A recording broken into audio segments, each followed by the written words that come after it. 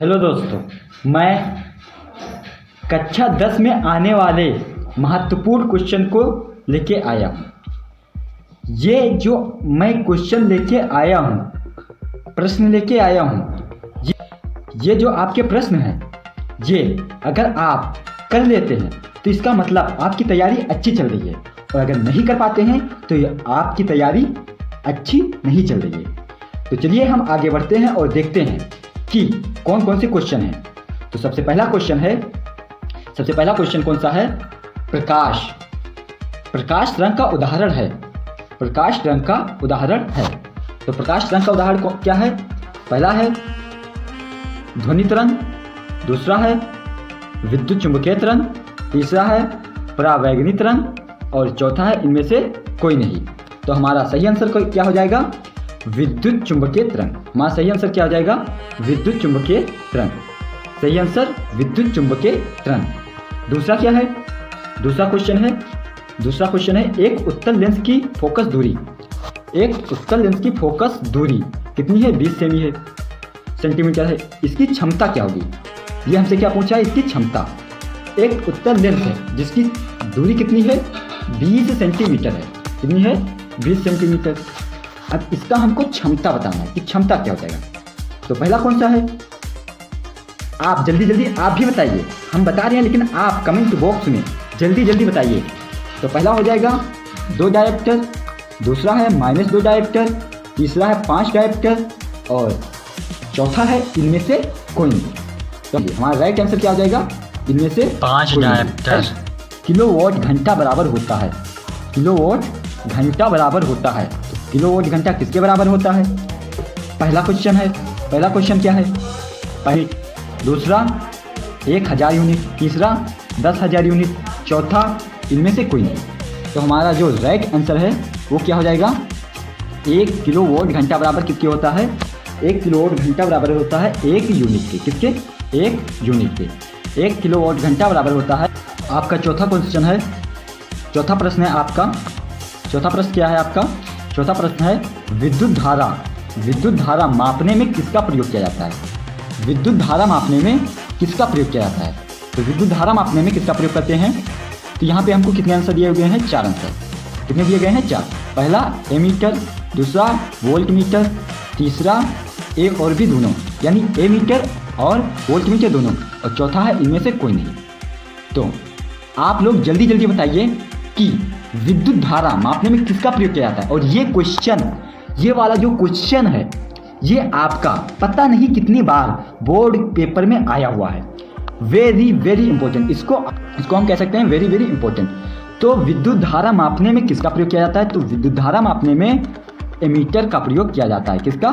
Ammeter का प्रयोग किया जाता है। एमीटर का। पांचवा आंसर है, मतलब पांचवा प्रश्न है।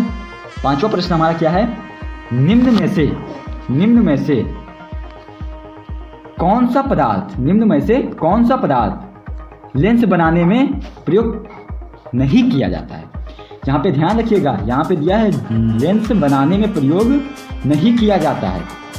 तो कौन सा पदार्थ लेंस बनाने में प्रयोग नहीं किया जाता है? पहला आंसर दिया है इसमें कांच, दूसरा है मिट्टी, तीसरा है जल, चौथा है प्लास्टिक। तो लेंस बनाने में कांच का भी प्रयोग किया जाता है, जल का भी प्रयोग किया जाता है, और मिट्टी का भी प्रयोग किया जाता है। लेकिन मिट्टी का प्रयोग नहीं किया जाता है। लेंस बनाने में किसका प्रयोग नहीं किया जाता है? मिट्टी का प्रयोग नहीं किया जाता है। तो आंसर हमारा कौन सा सही हो जाएगा? बी। पांचवा क्वेश्चन क्या है? छठा क्वेश्चन है 1 एचपी यानी हॉर्स पावर। 1 एचपी यानी हॉर्स पावर हिंदी में कहते हैं अश्वशक्ति बराबर होता है। तो 1 एचपी किसके बराबर होता है? तो 1 एचपी बराबर होता है 746 वाट के। 746 वाट के 1 एचपी बराबर होता है 746 वाट के। सातवां प्रश्न देखते हैं। प्रतिरोध का मात्रक होता है। तो प्रतिरोध का मात्रक, ये वाला प्रश्न वेरी इंपॉर्टेंट है। जितनी बार भी आप लिख दो वेरी इंपॉर्टेंट, उतनी बार ये इंपॉर्टेंट है। तो हमारा आंसर क्या हो जाएगा? प्रतिरोध का मात्रक क्या होता है? प्रतिरोध का मात्रक होता है ओम। क्या होता है? ओम। प्रतिरोध का मात्रक क्या होता है? ओम। फिर हम देखते हैं चौथा आठवां प्रश्न देखते हैं। आठवां प्रश्न क्या है? धातुओं की प्रकृति कैसी होती है? तो धातुओं की प्रकृति कैसी होती है? धातुओं की प्रकृति कैसी होती है? धातुओं की प्रकृति, पहले आंसर देखते हैं। पहला आंसर क्या है? पहला आंसर है विद्युत धनात्मक। विद्युत धनात्मक का मतलब क्या होता है? सबसे पहले ये बताओ कि धातु क्या हो जाता है। तो धातु किसे कहते हैं? हम धातु किसे कहते हैं? तो धातु हम उससे कहते हैं, उस पदार्थ को धातु कहते हैं जिसका जो इलेक्ट्रॉन को क्या कहते हैं? त्यागते हैं। इलेक्ट्रॉन को त्यागते हैं। इलेक्ट्रॉन को क्या कहते हैं? त्याग देते हैं। क्या कहते हैं? त्याग देते हैं। और धन आयन बनाते हैं। धातु क्या कहते हैं? धन आयन बनाते हैं। और अधातु ऋण आयन बनाते हैं। अधातु ऋण आयन बनाते हैं। तो हमारा राइट आंसर क्या हो जाएगा? राइट आंसर हो जाएगा विद्युत धनात्मक। विद्युत धनात्मक। आठवां क्वेश्चन हो गया। इसके बाद नवा क्वेश्चन क्या होगा? नवा क्वेश्चन है हमारा आहार नाल का सबसे लंबा भाग होता है। तो आहार नाल का सबसे लंबा भाग कौन सा होता है? हम पढ़े होंगे आहार नाल में कितने भाग होते हैं? 7-8 भाग होते हैं। पहला क्या आता है? मुंह, उसके बाद ग्रसनी, उसके बाद मतलब पेट यानी अमाशय, उसके बाद ग्रहणी, उसके बाद छोटी आंत, उसके बाद बड़ी आंत, उसके बाद एनस। तो सबसे पहले यहाँ पे क्या देखेंगे कि अमाशय का सबसे लंबा भाग कौन सा होता है। तो अमाशय का सबसे लंबा भाग, यहाँ पे आपको 2 आंसर दिख रहे हैं। इसमें से अगर नहीं पता है तो आप कैसे बता सकते हैं? एक हो गया बड़ी आंत, एक हो गया छोटी आंत। बड़ी आंत जो है ये छोटी आंत से छोटी होती है और छोटी आंत बड़ी आंत से बड़ी होती है। आंसर क्या हो जाएगा? छोटी आंत। आहार नाल का सबसे लंबा भाग कौन सा होता है? छोटी आंत। फिर हमारा 10वां क्वेश्चन क्या है? ये 10वां क्वेश्चन बहुत इंपॉर्टेंट है आपके लिए।